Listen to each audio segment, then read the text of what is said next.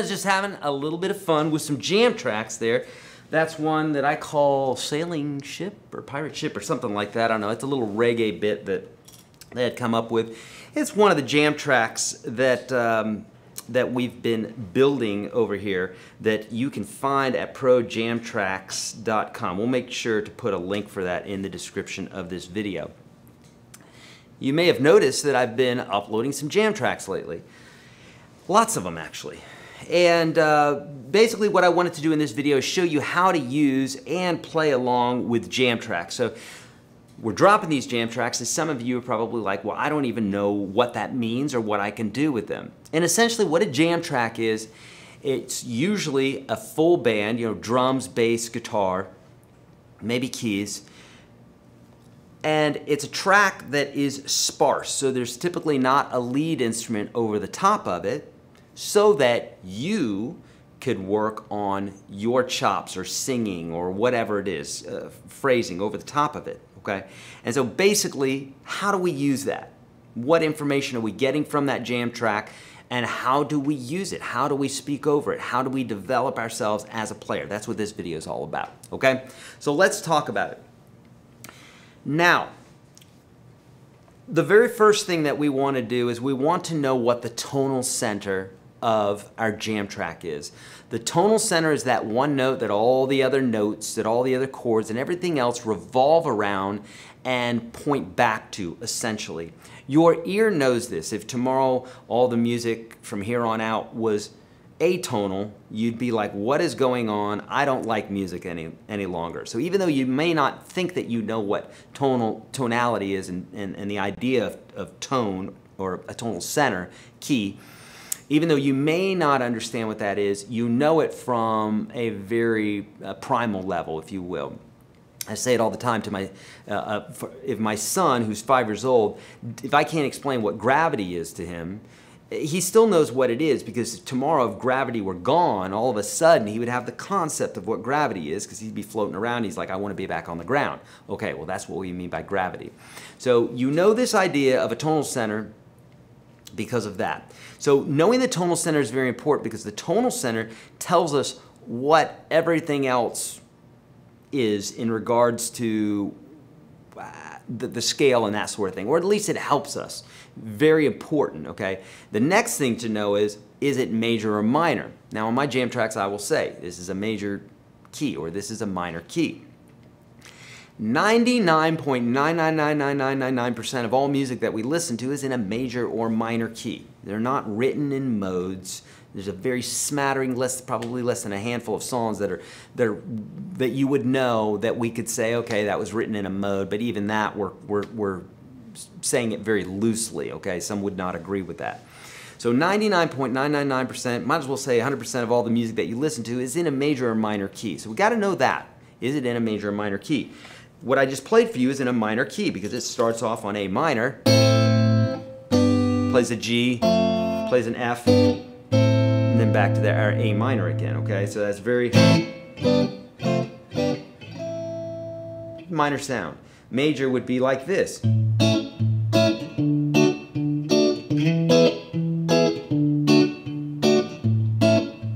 Okay? Very simple but very major sounding. So that's important to know, because if it were minor, right, we might have this sound.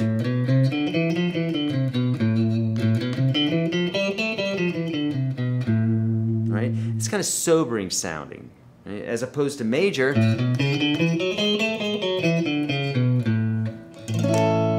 It's very happy sounding, right? And that's our tonal center. So if A is our tonal center, great, that's what our tonal center is. A is going to be heard a lot, but is it major or is it minor? Because that major or minor is going to be everything in regards to what scale that you probably should be attentive to. Now I say it that way, attentive to, instead of using, because some people don't play the scale or think about the scale as much when they're playing. And I know, I've taught this myself, that it's not a matter of, okay, now you know the scale, you know the key, now you can improvise, here's the jam track, go. Because that's like saying, okay, 5-year-old kid, here's a dictionary, you should be able to talk, Just digest this dictionary and you'll be fine, right? It doesn't work like that. We learn to speak by listening to our parents and listening to our siblings and that sort of thing. That's how we learn to speak. We didn't break open a book, right? So in the same way,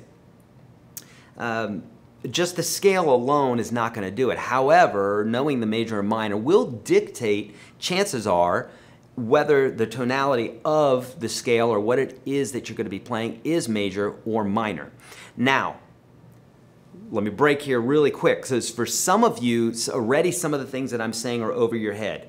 That's okay. It's just that you don't have a solid foundation, and it's okay because everybody didn't have a solid foundation. Every guitar player since the beginning of time did not, because it was a new thing to them, and then they had to learn that foundation, okay? So I got you covered there. If some of this is going over your head already, check out the very first link below. I'm giving you free access to the Unstoppable Guitar System Standard. That will get all those basics taken care of you so that you have a solid foundation that you can build all these other YouTube videos upon. If you don't have that, it's going to be really, really hard, because just like anything, if you don't, if you're learning a new language, if you don't know the basics about it, then you're not going to be able to do it. If you don't want to click on that link and you don't want to enter your name in, text me. Text free, F-R-E-E, to this number right here, and I will do the work for you, okay? If you've done this already and you're in UGS, either standard or pro, but you just want to be communicating with me via text, that's the way to do it right there, okay? Now, going back to our scales, the style of music is going to dictate whether the scale that you're using is, say, blues, pentatonic, or diatonic. I say those because there's the pentatonic scale, the 5-note scale, which is the 5 notes out of the diatonic scale, our 7-note scale, right? Do, re, mi, fa, sol, la, ti, do, or 1, 2, 3, 4, 5, 6, 7, 1. Pentatonic scale is taking out the 4 and the 7, so it's 1, 2, 3, 5, 6, 1. By the way, any of this stuff I'm talking about, I've got videos for. If you're in UGS Pro, you know about this. So if you're here on YouTube, though, you can always search YourGuitarSage Pentatonic, and I'll show you that.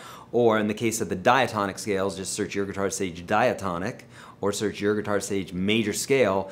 Got lots of videos. You've got to study this stuff, right? You're not going to get everything in one video. It's just not going to happen. It would be a very, very, very long video. So when we're using scales, we're typically using either pentatonic, which is the really stripped down version of it, but used probably more than any scale in the history of scales for good reason. It sounds good. The blues scale, which adds the extra blue note, what we call the blue note or the flat 5, the tritone. So in pentatonic, we might hear this. That's the pentatonic scale. In the case of A minor,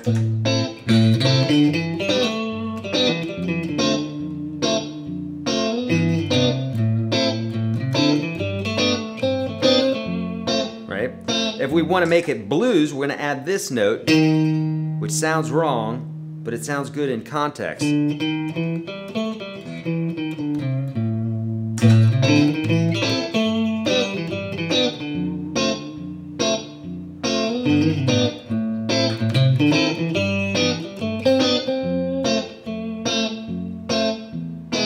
Right? So that's adding that flat 5 there. I have videos for this as well. YourGuitarSage Blues. You'll find some more stuff on that, okay? So, it's important to know what scale you use. Now, on my jam tracks, I will tell you, I'll put the scale up there that I think is going to fit it best. If it's pentatonic, you'll see it right there on the screen. If it's blues, you'll see that. If it's major, it'll be that. And I always highlight, or I try to highlight always, what the tonic is.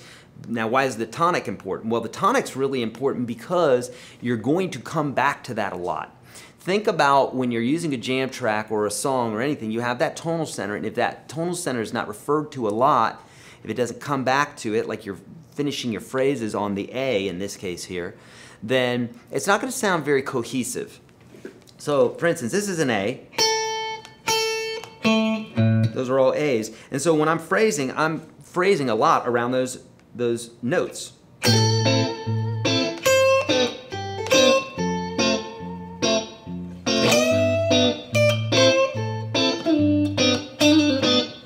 That's an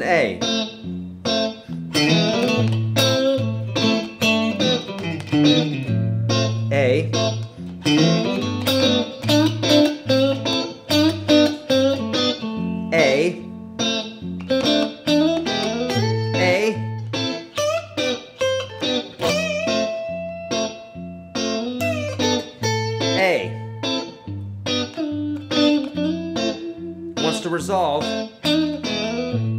always wants to resolve back to that A, that tonal center. So being cognizant, being aware of what that note is as you're playing your scale is really going to be very, very helpful. Okay. Now, so much to teach you about this. Now, I'm not going to be able to get to it all. I know I'm not going to. On YouTube, you can search Your Guitar Sage Phrasing, Your Guitar Sage Minimalistic Blues, Your Guitar Sage Call and Response. These are all videos that once you watch them and then you use these jam tracks, friends, you are going to slay it. If you're wondering why it is that you know a scale and you know the tonal center and why it is that you still can't say what it is that you want to say, what's in your heart, and you want it to come out in your guitar, into your playing, it's because you haven't learned to phrase yet. Again, handing a dictionary to a 5-year-old or a 3-year-old, learning to speak is not going to help them because they don't have inflection, they don't have the cadence of their voice. Like when you ask a question, you say, "How old are you?" Or "What are you doing here?" It has a certain sound to it, right? That denotes a question. So all that comes from phrasing and learning in a phrase by listening and then mimicking. Okay? Don't feel like you're cheating by mimicking. That's how you do it. Okay? Not by reading. Reading's helpful, but that's not how you do it. You do it by listening. Okay? So all those things you could look up on YouTube. Call and response is a really important one because I play something, then you play it back, and you'll learn this idea of phrasing. Minimalistic blues is important because it shows you that you can just stick to one part of the neck here.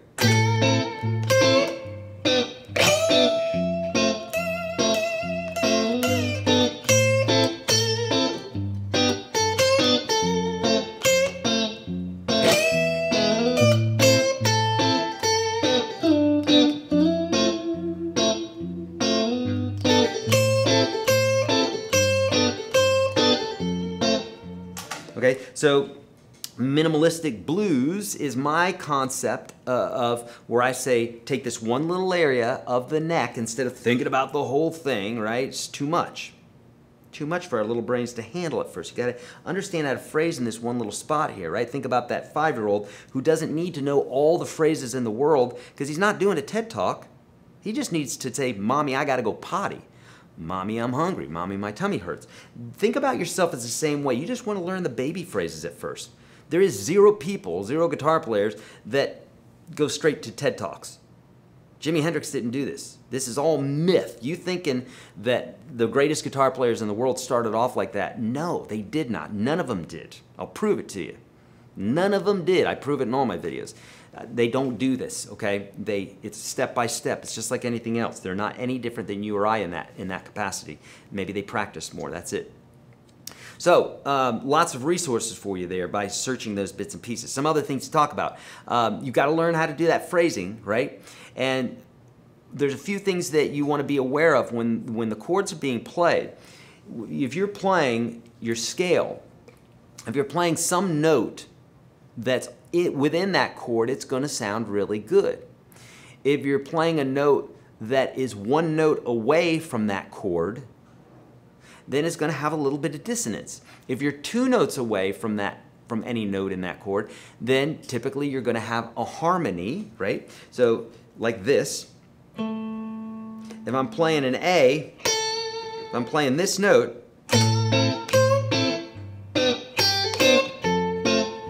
I could do that, or I could play one note away.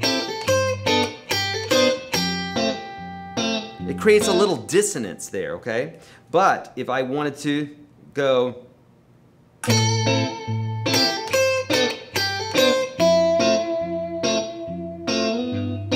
I could rest on that a lot longer as opposed to,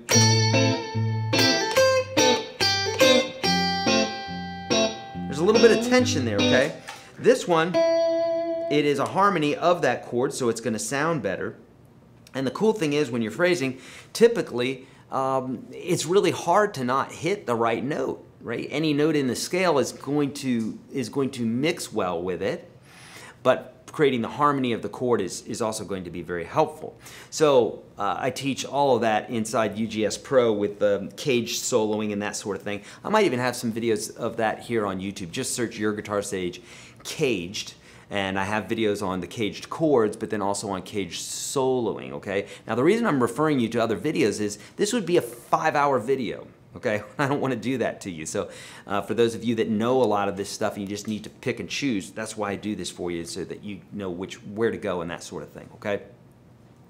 All right, so now this video alone is going to help, but without you watching some of those other videos, you're probably not going to know exactly what to do unless you've been down this road already and you've got an idea. Otherwise, I highly implore you to watch those videos. They're going to help you. Also on my jam tracks, look on that screen there, you're going to see the fretboard and all the notes that are going to be permissible. That'll give you a start. That's like the dictionary there, the reference guide of, hey, you could stay here playing these lines here and these notes and you're going to be good. But it's still not going to be the whole enchilada. That's going to take practice and using some of these methods here that I've talked to you about today, okay? Now friends, I'm here for you. I want to help you. I really, really do. But I can only help you as much as the videos that you watch. I give you the Unstoppable Guitar System Standard for absolutely free. First link below. Or text me, FREE, to this number right here. Text that to me. I will set you up with the course personally, okay? Or click the first link below, visit me in Nashville. We'll do the whole course, way over $1,000 to do it one-on-one. Otherwise, it's there available for you for free. That's gonna pad you and give you that nice solid foundation so that when you're watching all of these videos, we can talk the same language and you're gonna go way beyond what you've ever imagined, okay? Over 500,000 people in that course already. So do that. What else? Oh, like this video if you would. Click that like button. That would mean a lot to me because you're letting other people know that you like this video and then they can come in and learn as well. Also, share this with some friends to the interwebs by hitting the share button. You know how to do that, big boys and girls. Also hit subscribe, notification bell, all that good stuff. Leave comments below. I can't get to the live comments. You know I cannot do that with this new format, but there's many different ways that you can get in touch with me in UGS Pro, leaving comments here on social. I'm in all my social bits. You can do that as well. Instagram, if you need to DM me there, I can answer you via voice or video or anything like that. Cool. All right, and anything else, Mike? Am I forgetting anything? That should do it. That should do it. Oh, don't forget, go to projamtracks.com for more of these jam tracks. We're going to be putting them up weekly, several a week. I want to know what you think about them. I find them to be invaluable. I want to know what you think. All right? My friends, I'm out of here. I will see you in the next video.